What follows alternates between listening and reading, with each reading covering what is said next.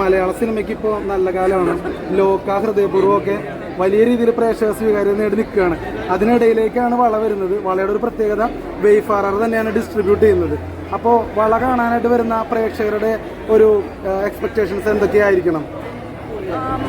എല്ലാ ജോണറും like it's not just one particular comedy ഉണ്ട്, ഫൈറ്റ് ഉണ്ട്, നല്ലൊരു ഡ്രാമ ഉണ്ട്, റൊമാൻസ് ഉണ്ട്.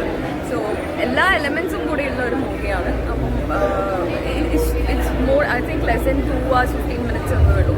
ലൈക്ക് ഫാമിലി ആയിട്ട് എല്ലാവർക്കും വന്ന് ഒരു ജോളിയായിട്ട് പീസ്ഫുൾ ആയിട്ട് തന്നെ കാണാൻ പറ്റുന്ന ഒരു സബ്ജക്റ്റാണ്. And there is a lot to taken from that also. എല്ലാവരും കാണാൻ പറ്റും. പിന്നെ അത് മാത്രമല്ല, ധ്യാൻ ശ്രീനിവാസൻ ചവറ് പോലെ സിനിമകൾ ചെയ്യുന്ന ഒരാളാണ്. അപ്പൊ അത്തരം സിനിമകളിൽ നിന്ന് വള എങ്ങനെയാണ് വ്യത്യാസപ്പെടുന്നത്? ചവറ് പോലെ സിനിമ ചെയ്യാൻ I don't compare other films. Like ഇത് നല്ല സോളിഡ് സ്റ്റോറി ഉള്ള ലൈക്ക് നല്ല കണ്ടന്റ് ഉള്ള ഒരു സബ്ജക്റ്റാണ്.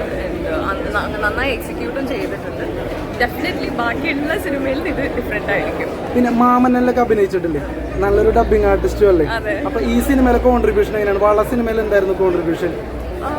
മാമനല്ല എനിക്ക് ഡയലോഗ്സ് ഇല്ലായിരുന്നു, പക്ഷെ നല്ലൊരു ക്യാരക്ടറായിരുന്നു. അതെ, ഇതിൽ ത്രൂ ഔട്ട് ഉണ്ട്. സരള എന്നുള്ള ക്യാരക്ടറാണ് ലൈക്ക് വള ഫസ്റ്റ് തൊട്ട് എൻ്റെ കയ്യിലാണ് ഉള്ളത്. സോ എനിക്ക് എൻ്റെ കയ്യിൽ ഇതൊക്കെ എങ്ങനെ വന്നു, എൻ്റെ കയ്യിൽ നിന്ന് ഇത് പോവോ ഇല്ലയോ, it's all about that. So through out ഉള്ള ഒരു സബ്ജക്റ്റ് ഐ മീൻ കഥാപാത്രമാണ്. പിന്നെ ഒരു ക്യൂരിയസ് ആയിട്ടൊരു കാര്യം ചെയ്യട്ടെ, ഒരു ഡബിങ് ആർട്ടിസ്റ്റിൽ നിന്ന് മറ്റുള്ളവർക്ക് ശബ്ദം കൊടുത്ത് പിന്നെ ഒരു നമുക്ക് തന്നെ ശബ്ദം കൊടുക്കുന്ന ഒരു ആർട്ടിസ്റ്റ് ആയിട്ട് വരുമ്പോൾ ഒരു ഇന്റർവെല്ലിൽ പോലും ഒരാളിങ്ങനെ ചോദിച്ചു എന്തായിരിക്കും ശബ്ദം കൊടുത്തിട്ടുണ്ടോന്ന് ചോദിച്ചു.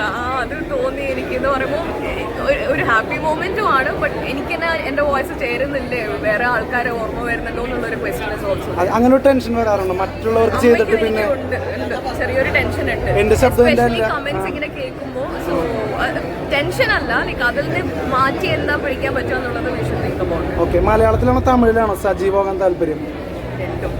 രണ്ടും. Okay, thank you so much. Thank you.